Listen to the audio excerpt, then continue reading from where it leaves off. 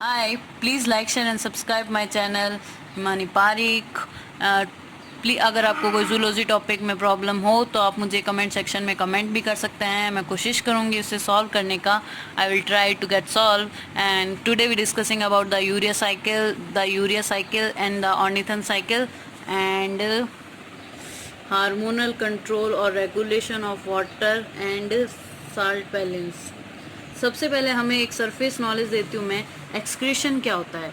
Excretion होता है, इसकी डेफिनेशन है, a process that removal of unwanted metabolic waste from body is called excretion. Example है जैसे CO2 नाइट्रोजिनस वेस्ट, मतलब एक प्रोसीजर जिससे कि हमारी बॉडी से रिमूवल होता है मेटाबॉलिक वेस्ट, उसे ये एक्सक्रीशन कहते हैं। CO2 हो या नाइट्रोजनस वेस्ट हो, उनका हमारे शरीर से बाहर निकालना, रिमूव करना, एक्सक्रेट करना, ये एक्सक्रीशन है। यही यूरिया में बताता है कि यूरिया फॉर्मेशन कैसे होता है, ये नाइट्रोजनक वेस्ट को निर्माण कैसे होता है और फिर इन्हें बॉडी से एक्सक्रेट किया जाता है। तो यूरिया साइकिल में यूरिया फॉर्मेशन के बारे में हम पढ़ेंगे। सबसे पहले यूरिया साइकिल की बात करूं तो यूरिया साइकिल में दो ATP के प्रेजेंस में HCO3 और NH3 ये जो होता है कार्बोमाइल फॉस्फेट में कन्वर्ट होता है माइटोकॉन्ड्रिया के अंदर। ठीक है, ये साइकिल जो है एक तो माइटोकॉन्ड्रिया में और दूसरी साइटोसॉल में होती है। और इसमें क्या होता है कि फर्स्ट स्टेप यही है, डिनोट किया हुआ है sign, 2 ATP plus HCO3 NH3 की प्रेजेंस में कार्बोमाइल फॉस्फेट में कन्वर्ट होता है। ये कार्बोमाइल फॉस्फेट ऑर्निथिन के साथ मिलके कार्बोमाइल सिंथेटिक एंजाइम्स की प्रेजेंस में सिट्रुलिन में कन्वर्ट होता है।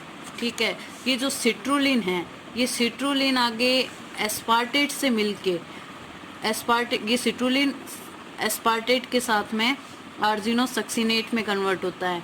ठीक है, इसमें ATP ADP में कन्वर्ट होती है और दो फॉस्फेट रिमूव हो जाता है। तो ATP AMP में कन्वर्ट हुई, दो फॉस्फेट ग्रुप रिमूव हो गए, एनर्जी कंज्यूमिंग प्रोसेस है। सिट्रुलिन जो होता है एस्पार्टेट के साथ, सिट्रुलिन जो है वो एस्पार्टेट के साथ में मिलके आर्जिनोसक्सिनेट में कन्वर्ट हो रहा है। अब ये जो आर्जिनोसक्सिनेट है, ये हमारा थर्ड स्टेप था, सिट्रुलिन और एस्पार्टेट मिलके आर्जिनोसक्सिनेट में कन्वर्ट होता है। और फोर्थ स्टेप होगा आर्जिनोसक्सिनेट और फ्यूमरेट जो कि कन्वर्ट होंगे आर्जिनिन में। ठीक है, इज द फोर्थ स्टेप। आर्जिनोसक्सिनेट और फ्यूमरेट मिलके बनाएंगे आर्जिनिन। अब आर्जिनिन आगे कन्वर्ट होगा आर्जिनिन सिंथेटिक एंजाइम्स की प्रेजेंस में यूरिया और ऑर्निथिन में। तो इस प्रकार से ये यूरिया का फॉर्मेशन हुआ। तो यूरिया साइकिल में यूरिया का निर्माण इसी से होता है। आर्जिनिन जो होता है वो यूरिया में और ऑर्निथिन में आगे जाके डिवाइड हो जाता है, और वो ऑर्निथिन जो होता है वो आगे वापस यूरिया साइकिल में कार्बोमाइल फॉस्फेट के साथ में मिलके वापस अगले प्रोसीजर के लिए यूरिया फॉर्मेशन करता है। ठीक है, तो इस प्रकार से ये एक यूरिया साइकिल चलती है।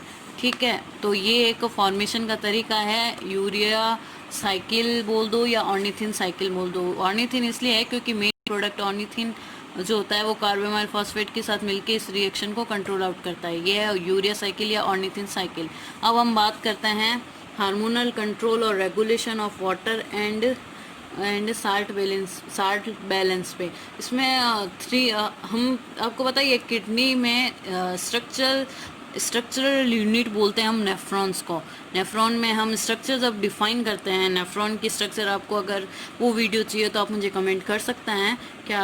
तो नेफ्रॉन के स्ट्रक्चर्स में जब हम बताते हैं तो उसमें PCT DCT collecting tubules glomerulus उसके बारे में भी डिफाइन करते हैं।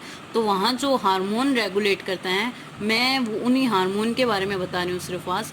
तो हार्मोनल कंट्रोल और regulation of water and salt balance पे सबसे पहले हम बात करते हैं ADH हार्मोन की, जिसे हम एंटी डायूरेटिक हार्मोन भी बोलते हैं।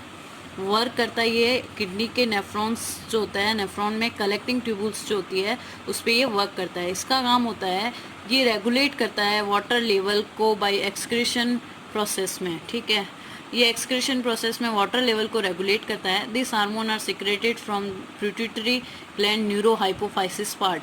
पिट्यूटरी ग्लैंड में दो पार्ट होता है, adenohypophysis and neurohypophysis. This hormone is secreted by the neurohypophysis हाँ, सुप्रा ऑप्टिक न्यूक्लियाई द्वारा पिट्यूटरी ग्लैंड में भी, न्यूरो हाइपोफाइसिस में भी सुप्रा ऑप्टिक न्यूक्लियाई होती है, जिससे ये एंटी डायरेटिक हार्मोन निकलता है। लेकिन ये वर्क किडनी की स्ट्रक्चरल यूनिट नेफ्रॉन पे, कलेक्टिंग ट्यूबल्स पे करता है। ये क्या काम करता है? वाटर रेगुलेशन का काम करता है। In that condition body have a low amount of salt concentration.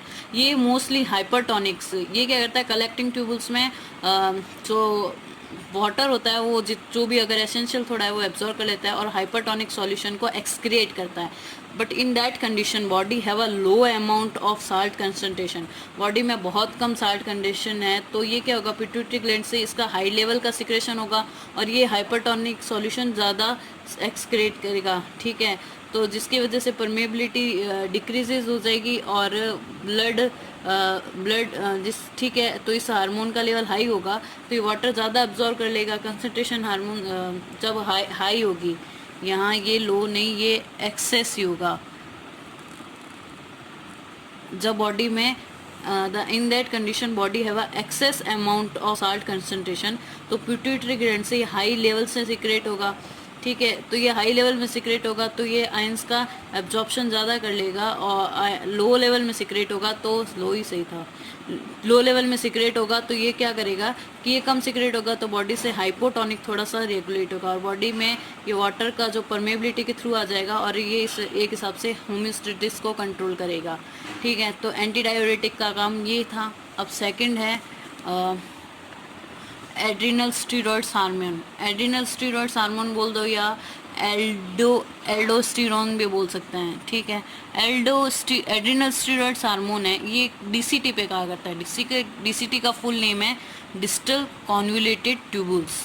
ठीक है, works on distal convoluted tubules. ये क्या करता है? ये सोडियम आयन का एब्जॉर्प्शन करता है, तो इससे सॉल्यूशन जो होता है हाइपोटोनिक, मतलब इसमें वाटर कंसंट्रेशन हाई हो जाती है।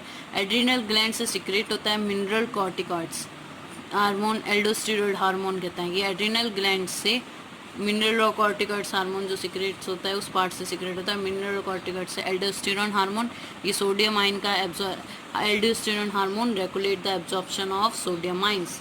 In that condition, the excess secretion of the aldosterone hormone, blood have a high level of sodium ion. Then ठीक है, तो blood में in the water come into the blood osmosis and regulate the salt water balance.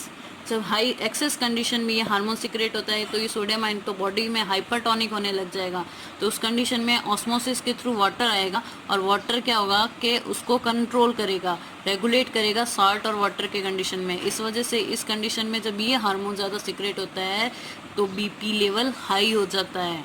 High BP की conditions में ये hormone ज़्यादा secrete होता है। ठीक है, अब बात करते हैं third, renin angiotensin system. The hormone are a secretion from the kidney juxtaglomerulus apparatus. जुक्स्ट्राग्लोमेरुलस apparatus आप नेफ्रॉन्स में इफ्रेंट और एफ्रेंट के बीच में होता है। इससे ये रेनिन एंजियोटेंसिन हार्मोन सिक्रेट होता है, जिसे हम रेनिन भी बोलते हैं। ये क्या करता है? एंजियोटेंसिनोजन को रेनिन की प्रेजेंस में एंजियोटेंसिन में कन्वर्ट कर देता है। Effect on that hormone blood vessels में क्या करता है? कॉन्ट्रैक्शन करवाता है और बीपी को इंक्रीज कराता है। रेनिन हार्मोन एंजियोटेंसिनोजन को एंजियोटेंसिन में कन्वर्ट कर देता है, जो कि बिकॉज रेनिन इंक्रीज, जिसकी वजह से रेनिन हार्मोन का सिक्रेशन इंक्रीज हो जाता है। रेनिन हार्मोन क्या करता है? इंक्रीज कर देता है एल्डोस्टेरोन हार्मोन्स को एड्रिनल कॉर्टेक्स से, जिसकी वजह से वो सोडियम आयन को ज़्यादा अब्जॉर्ब करता है। और मैंने अभी आपको ऊपर बताया था, जब इसका एक्सेस सिक्रेशन होगा तो हार्मोन की वजह से ब्लड में high level of sodium ion होगा, जिसकी वजह से वाटर ऑस्मोसिस के थ्रू आएगा, तो ब्लड वेसल्स में क्या होगा कि वो प्रेशर बढ़ेगा, तो उस वजह से हाई बीपी लेवल होगा। तो रेनिन एक हिसाब से इसके सिक्रेशन को बढ़ा देता है अगर ये ज़्यादा मात्रा में सिक्रेट हो तो। ठीक है, तो इस प्रकार से ये तीनों हार्मोन वर्क करते हैं एक्सक्रीशन में नेफ्रॉन्स पे। I hope you understand, I hope you like it.